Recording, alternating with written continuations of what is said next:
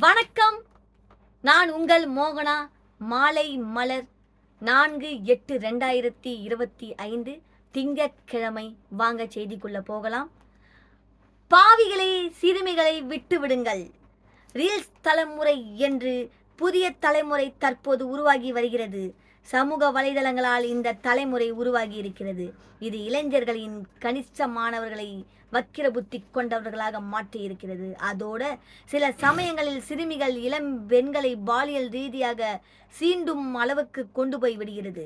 ஏற்கனவே பெண்களை பாலியல் ரீதியாக துன்புறுத்துபவர்கள் அனைத்து பிரிவுகளிலும் உள்ளனர்.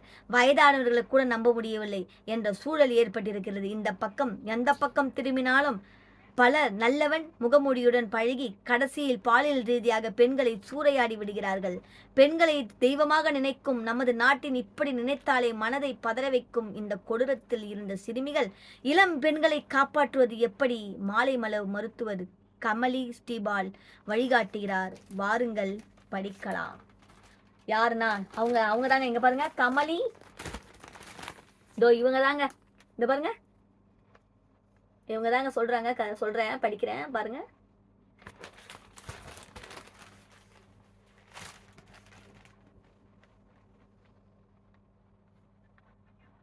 பெற்றோராக இருப்பது என்பது தாயும் தந்தையும் விரும்பி எதற்கும் பொறுப்பு. ஒரு குழந்தை பிறந்தவுடன் அவர்கள் அடையும் மகிழ்ச்சிக்கு அளவே இல்லை. இனி தான் வாழ்க்கை அந்த குழந்தைக்காகத்தான் என முடிவு எடுத்து மாறிவிடுகின்றனர். அவர்களின் ஜீவ நாடியே அந்த குழந்தைத்தான். அது ஆணாக இருந்தாலும் சரி, பெண்ணாக இருந்தாலும் சரி, அவர்கள் உயிர் அந்த குழந்தை அல்லது குழந்தைகள் மீது தான் இருக்கின்றது. இன்றைய கால சூழ்நிலை நிகழும் கொடூர நிகழ்வுகளால், குறிப்பாக பெண் குழந்தைகளுக்கு நிகழும் தாக்குதல்களால் பெற்றோர்கள் கதிகலங்கி அச்சத்தில் உணர்ந்து உள்ளனர். எனலாம். எப்படி என்னால் ஏன் குழந்தையை பாதுகாக்க முடியும் என்று பீதி அனைவரிடமும் உள்ளது. உலகம் என்று பெண் குழந்தைகளை, பெண் சிறுமிகளை மிகவும் அச்சுறுத்துகின்றது. ஆய்வு ஒன்று கூறுவது 5இல் ஒரு பெண்ணாவது பாலியல் பலாத்காரத்திற்கு ஆளாகின்றாள். 10 பாலியல் கொடுமை நிகழ்வுகளில் 8 பேருக்கு அவர்கள் அறிந்தவர்களாலேயே நிகழ்கின்றது. 60% பாலியல் வன்கொடுமை நிகழ்வுகள் புகார் அளிக்கப்படாமலேயே இருக்கின்றன என ஆய்வு முடிவுகள் கூறுகின்றன. இந்த விஷத்தன்மை வாய்ந்த செயல்களை வேர் அடி வரை சென்று அறுக்க வேண்டும். இதில் முதல் முக்கியத்துவம் பெறுபவர்கள் பெற்றோர்கள் தான். ஆம், இன்றைய சூழ்நிலையில் பெற்றோர்களால் அவர்கள் முயற்சியால் நிறைய மாற்றங்களை, நல்லவைகளை கொண்டு வர முடியும். முதலில் குழந்தை ஆணா பெண்ணா இருபாலருமே மனதில் படிப்படியான சில அறிவுரைகள் அவசியம்தான். என்ன செய்ய முடியும் என்று வகித்து நிற்கக்கூடாது. அது செய்ய முடியும் என்ற முயற்சி வேண்டும். என் குழந்தைக்கு இதெல்லாம் நடக்கக்கூடாது என கண்மூடிய பூனையாய் இருக்காதீர்கள். 6 வயது வரை உள்ள குழந்தைகளுக்கு என்ன சொல்லி புரிய வைப்பது என்று தோன்றும். ஆனால் காலத்தின் கட்டாயம்.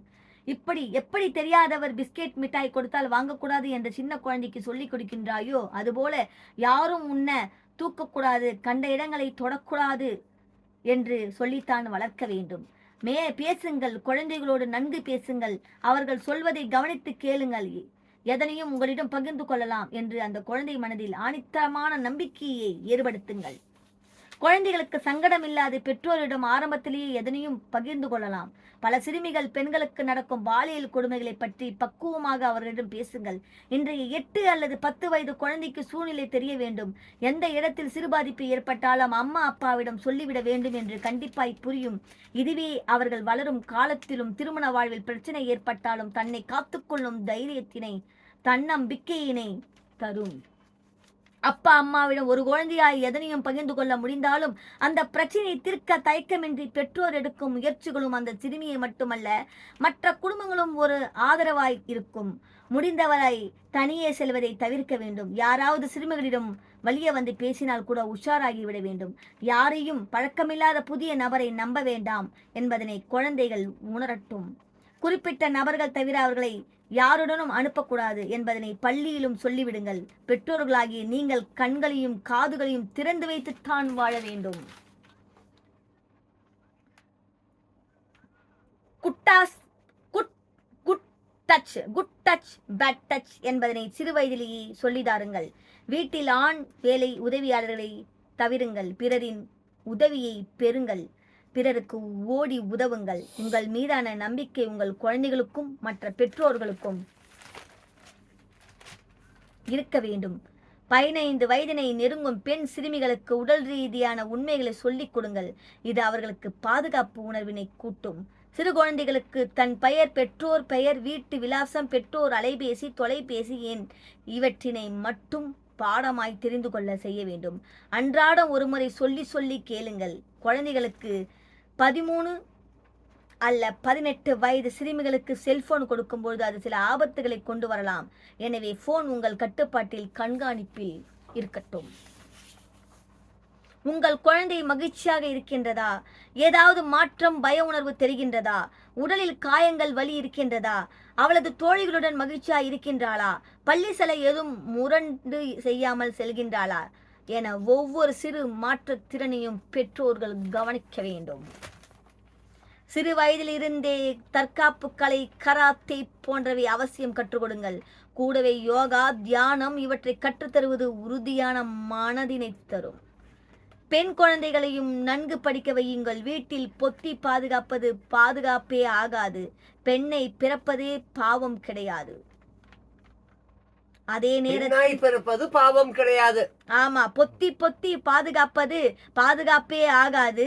பெண்ணாய் பிறப்பது பாவமே கிடையாது. அதே நேரத்தில் 5இல் ஒரு சிறுமி யாவது பாலியல் சீண்டல்கள், துன்பங்களுக்கு ஆளாகின்றனர். இவர்கள் வாழ்க்கையை பயந்து ஒதுங்கி விடுகிறது என்பதனையும் மறக்கக்கூடாது. தாய் ஒரு சிறந்த வழிகாட்டியாக, எடுத்துக்காட்டாக இருக்க வேண்டும்.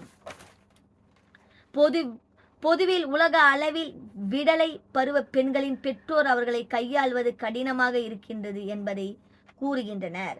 நம் நாட்டில் மீண்டும் நாம் கூட்டு குடும்ப முறையை ஆதரித்தால் ஆண் பெண் இரு பாலருக்கும் சிறந்த பாதுகாப்பாக இருக்கும் என்று தோன்றுகிறது. பெண் குழந்தை ஆண் குழந்தைக்கு சமமே. முதலில் இதனை பெண்ணின் மனதில் நன்கு பதிய வையுங்கள். இது அவர்களுக்கு தேவையான சுதந்திரம், தன்னம்பிக்கை, சுயமரியாதை ஏற்படுத்தும். தீமைகளை தவிர்த்து சுயமரியாதை ஏற்படுத்தும் முன்னேற்றும் மனதிடம் உண்டாகும். 8 வயது ஆகும்பொழுது பெண்களும் 9 வயது ஆகும்பொழுது ஆண்களும் சற்று மாறுதலாக இருப்பர் என ஆய்வுகள் கூறுகின்றன. அடம் எதிர்த்து பேசுதல், பொய் கூறுதல் போன்றவை இருக்கலாம். அன்பாலும் அரவணைப்பாலும் மட்டுமே இதனை மாற்ற முடியும். தேவைப்பாட்டின் கவுன்சிலிங் எடுத்துக்கொள்ளுங்கள். 12, 14 வயதிலும் செல்போன் வழியாக நிறைவு தவறான விஷயங்களை மனதில் பதியும். உடல்நலம் ஆரோக்கியத்திற்கு முன்னுரிமை தர பழகுங்கள். நல்ல பேச்சாளர்கள், குறிப்பாக பெண்கள் பாதுகாப்பு பற்றி யூடியூப் வீடியோக்கள், ஆக்கப்பூர்வமான பேச்சாளர்கள் இவர்கள் பேச்சினை கேட்க செய்யுங்கள். எல்லைகளை சரியாக வகுத்திடுங்கள். சரியாக தெளிவாக பேசி புரிய வையுங்கள். ஒவ்வொரு முறையும் வித்தியாசமாக பேசாதீர்கள். குழந்தைகள் குழம்பி விடுவார்கள். தொடர்ந்து இதனை செய்யுங்கள். பாதுகாப்பு முதல் முக்கியம் என புரிய வேண்டும். ஏன் என்று விளக்குங்கள். பொறுமையாய் அவர்கள் பேசுவதை கேளுங்கள். விழிப்புணர்வோடு இருக்க கற்றுக் கொடுங்கள். பொதுவில் வாழ்க்கை இயந்திர வாழ்க்கை ஆகிவிட்டது. தாயும் தந்தையும் ஓடு ஓடு என ஓடுகின்றனர். பிள்ளைகளுடன் செலவழிக்கும் நேரம் மிக குறைந்து விட்டது. கூட்டு குடும்பமும் இல்லை. இதுவே ஆண் பெண் இரு குழந்தைகளுமே பிரச்சனை தான். சொல்ல பகிர யாரும் இல்லாத நிலை என்று ஆகிவிடுகின்றது. இதற்கு தீர்வு கண்டாலே பல முன்னேற்றங்கள் வரும். இவைகளை பின்பற்றுவதால் மட்டுமே குற்றங்களை அடியோடு களைந்துவிட முடியாது, நன்கு கட்டுப்படுத்த முடியும். தனி மனித ஒழுக்கம் ஏற்படும் பொழுது மட்டுமே சமுதாய முன்னேற்றம் ஏற்படும். மேலும் குழந்தைகள் தன்னை யாரேனும் வேண்டுமென்று தொடர்ந்து கமெண்ட் அடித்தால், வம்பிழுத்தால் என்ன என்று எதிர்த்து சத்தமாய் கேட்கும் துணிவு வேண்டும். சற்று சத்தம் போட்டு ஊரை கூட்ட வேண்டும். தனித்திருக்க கூடாது. பஸ்ஸில் வேண்டுமென்றே மேலே அருவருப்பாக உரசுகின்றார்களா, பெரிய பின் கொண்டு சற்று குத்தி விடுங்கள், பரவாயில்லை. சிறு குடை வைத்து அவனை தள்ளிவிடுங்கள். ஏதோ தெரியாமல் நடந்தது போல் இருக்கட்டும். காலை நன்கு மிதித்து சாரி என்ன சொல்லிவிடுங்கள். ஆனால் அவை நிரந்தர தீர்வாக அமையாது. அப்படியானால் தீர்வு என்ன? தொடரும் இதை சொன்னவர்கள் கமலி ஸ்ரீபால். இந்த பாருங்க, இன்னொரு வாட்டி காட்டுறேன் அந்த மேடத்தை.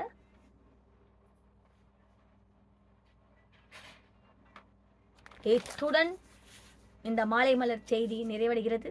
நான் உங்கள் மோகனா. நன்றி, வணக்கம்.